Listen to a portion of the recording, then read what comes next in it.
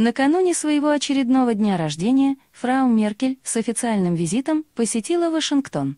Данный визит был примечателен не только тем, что состоялся за 2 дня до ее 67-летия, а и тем, что стал последней ее официальной поездкой в США в качестве федерального канцлера. В то же время Меркель стала первым главой правительства европейского государства, приглашенным в Белый дом после избрания нового президента Соединенных Штатов. И этот факт тоже надо отметить. Принимающая сторона сделала все, чтобы данный визит ей запомнился надолго. Байден долго тряс руку уважаемой фрау и расшаркивался во всяком к ней и представляемой ею стране почтении. Больше это все напоминало день рождения, совмещенный с торжественными проводами на пенсию, где хозяева в качестве подарка вместе с цветами преподнесли гости свое благосклонное разрешение на достройку СП-2, а та за это вынуждена взяла на себя повышенные обязательства по наполнению украинской трубы агрессорским газом. При этом обе стороны торжества совсем не поинтересовались мнением на сей счет непосредственного хозяина агрессорского газа, что очень по-европейски и по-американски. Тотчас по ту сторону большой лужи послышались крики хозяев той самой украинской трубы, над которой обещала взять шефство уважаемая немецкая фрау, и которые последними поняли, что их заокеанские кураторы, похоже, их кинули, и их газовой сказочке в 2025 году, походу, приходит конец. «Шеф, все пропало. Гипс снимают, клиент уезжает». Запаниковали они. И именно такие выводы сделали в Украине по итогам закончившейся встречи в Белом доме их белого господина с не их белой госпожой, где американская сторона, не имеющая никакого отношения к Северному потоку-2, разрешила немецкой стороне, кровно в нем заинтересованной, его достройку и эксплуатацию под гарантией, что ей удастся повлиять на третью сторону, даже не присутствующую на этих переговорах, заставив ее продолжить транзит своего газа через территорию Незалежной до 2034 года включительно. Кто эта третья сторона? Надеюсь, вы и без меня и так знаете, как и то, что никаких рычагов у фрау Меркель, которая к тому времени давно уже будет на заслуженной пенсии, повлиять на злодея Путина и заставить его качать свой агрессорский газ через территорию Украины еще 10 лет, у нее нет. Да и как это вообще возможно, учитывая, что немецкий маршрут в 1,5 раза короче украинского? Зачем стране-агрессору гонять свой товар по длинной дороге, когда есть короткая, которая короче старой, на 2000 километров? Это же понимают и в Вашингтоне, поэтому издание «Политика», которое является официальным рупором правящей сейчас в Америке Демократической партии, ссылаясь на свои осведомленные источники в Конгрессе и Белом доме, посоветовало украинской стороне, мягко скажем, воздержаться от негативных комментариев, а говоря проще, просто заткнуться и помалкивать в тряпочку. Беда пришла, откуда не ждали, правда, эти рекомендации на Украину не подействовали, и там началось то, что обычно бывает, когда бросают пачку дрожжей в придорожный сортир. Сразу повылазила куча всяких экспертов, которые, демонстрируя свою полную некомпетентность, принялись рассуждать о перспективах украинской ГТС и даже пугать американскую сторону уходом под китайский зонтик, что по своей эффективности могло соревноваться только с голой задницей, которой пытаются испугать американский кактус.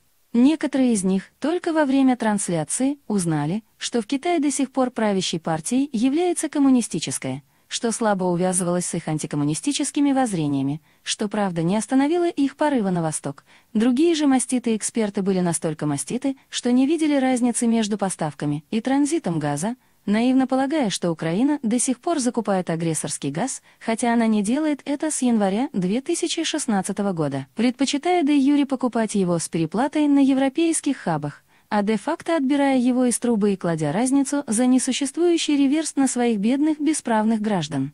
Еще большее брожение фекальных масс в результате произошедших событий произошли в мозгах пересечных громадян, в головах которых мирно уживаются два взаимоисключающих понятия: Россия — страна-агрессор, с которой они уже 7 лет как воюют, и агрессорский газ, который злодей Путин должен, нет, просто обязан, качать через их трубу, чтобы у них были деньги на войну с ним.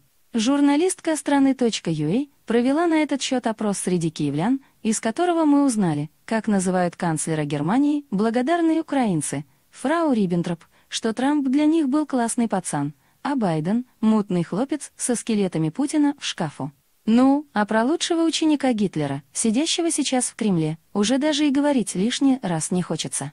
При этом никто из опрошенных киевлян, размазывая сопли по поводу утраченных колоссальных денег за транзит, не назвал главную угрозу, которая нависла над Украиной в связи с возможным обнулением транзита. О ней и о колоссальных утраченных деньгах, и насколько они колоссальны, мы поговорим уже в следующем тексте. Показательно, что большинство опрошенных говорит и отвечает корреспонденту страны .ua на русском языке, что, впрочем, не мешает им нести всякую чушь про злодея Путина и страну-агрессора, но и вменяемые граждане там тоже присутствуют, и далеко не в единственном числе. Меня забавляет вся эта суета вокруг СП-2, которая длится уже не первый год, потому что люди, ломающие руки и копья вокруг него, ничем не отличаются от украинских экспертов, приведенных выше. Они совершенно не разбираются в сути вопроса, при этом глубокомысленно надувают щеки и изрекают какую-то совершеннейшую чушь, комментируя происходящее. Их беда в том, что они, находясь под воздействием смертоносных лучей украинской пропаганды, совершенно не верят Кремлю и главе «Газпрома» Миллеру. А зря. Они единственные, кто в этой истории говорят правду. А правда такова, что ни Путин, ни Миллер не грозятся перекрыть украинский маршрут. Даже после 2024 года.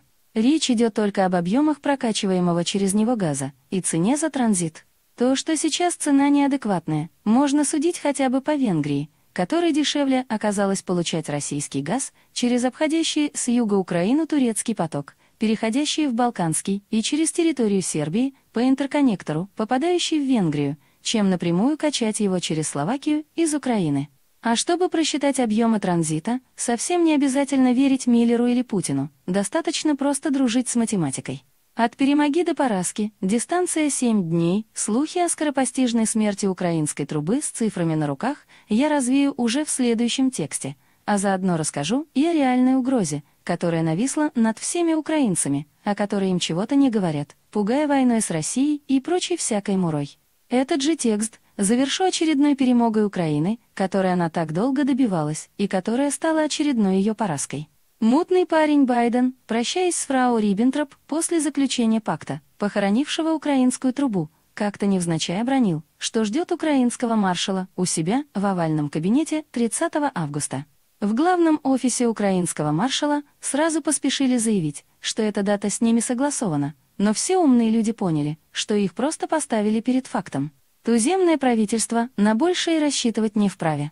Обещали летом, нате, пожалуйста, предпоследний день лета, какие претензии? Ах, вы хотели пораньше, до Дня независимости Украины, 24 августа, до Крымской платформы, чтобы там похвастаться итогами визита. Извиняйте, дела. Войска из Афгана выводим, и собачку надо выгулить еще, а у мутного парня Байдена их даже 2. Да и незачем вам там слоняться по кабинетам всяких там оппозиционных конгрессменов, недовольных политикой Белого дома, тень на плетень наводить. Приедете тогда, когда у них будет отпуск. Каникулы в Конгрессе продлятся с 7 августа по 20 сентября. На этом все, не прощаюсь, ваш мутный парень Байден. П.С. Забыл сказать, особую пикантность всему этому придает тот факт, что приглашение на аудит к себе на ковер в овальный кабинет своему украинскому коллеге Байден сделал не сам, а через своего скандально знаменитого пресс-секретаря Джен Псаки, что еще унизительней. Да и она не стала заморачиваться, созывать для этого отдельный брифинг, а тупо тиснула приглашение на сайте Белого дома, авось увидит. Воистину туземцы, чего с ними церемониться.